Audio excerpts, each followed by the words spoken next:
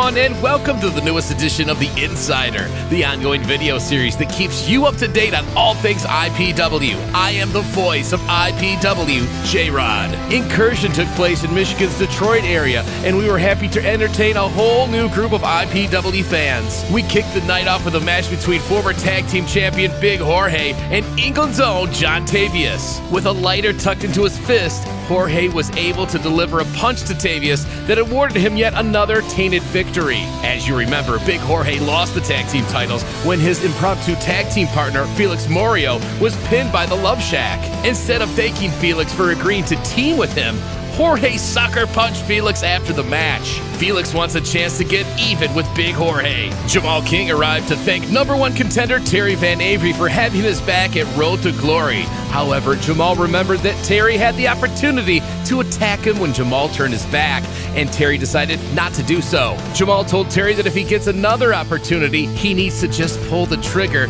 because Jamal will not hesitate to do so when he gets his opportunity. At that point, the two were interrupted by the Gold Team. Jeremiah Goldmain issued a challenge to Jamal King for the IPW Championship for his client, Karam. Fans will remember that Karam is a former IPW champion who lost the title way back in 2019 without ever being pinned or submitted and never got a shot at redemption. Despite this being King's greatest challenge yet, coupled with War on the Shore only 6 days away, King didn't even flinch at accepting the challenge. Terry Van Avery would conclude the moment by volunteering to be ringside in Jamal King's corner to make sure the Gold Team would not interfere. An interesting proposition. In our second match, a debuting masked individual by the name of Hexus took on the specimen Chad Alpha. Hexus, a big guy, wasn't easily pushed around by Chad Alpha. When Alpha put Hexus up in the torture rack, Hexus was not ready to submit, so Alpha just slammed him down from that position, and it was effective enough to get a pinfall victory, and Chad Alpha has made his way back into the winner's circle. Match number 3 was a tag team match featuring Forever Young and a debuting Father Marquise. Forever Young is an IPW veteran, but not much is known about Marquise, other than he is clearly a religious fanatic. They took on Jimmy Sholwin and Mondo Real, former IPW tag team champions Real Hype. While Marquise and Young were a tough team, Real Hype did pick up a big win, moving them back into tag team title contention, where they've been striving to be.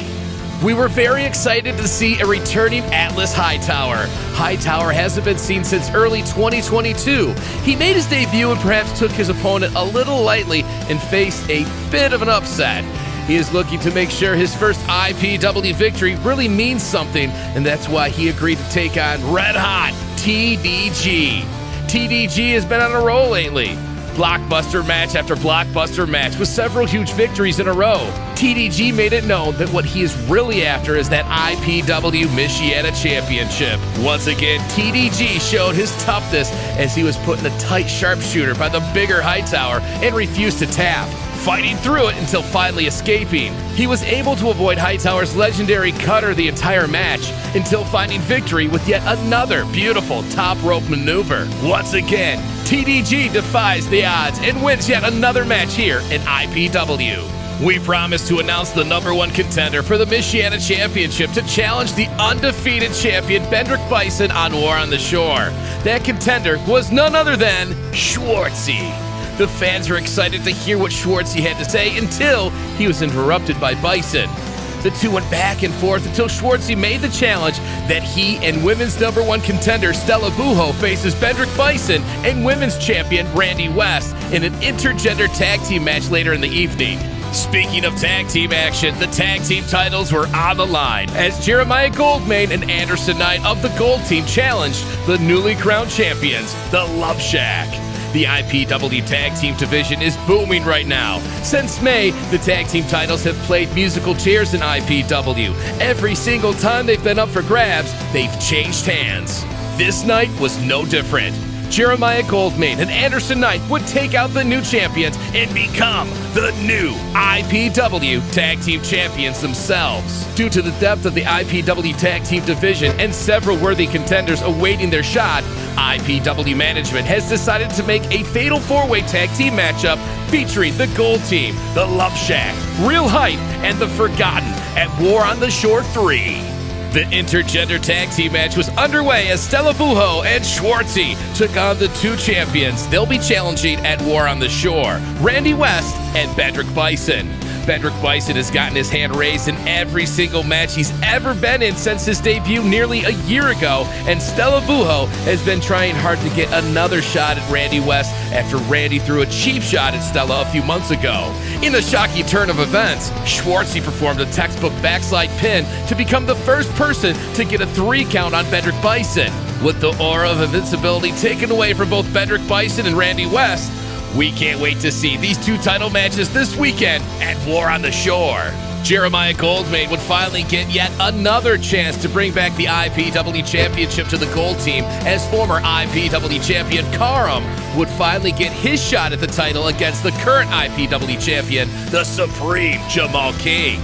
Terry Van Avery joined King in his corner to make sure the Gold Team wouldn't interfere, and for the most part, he succeeded.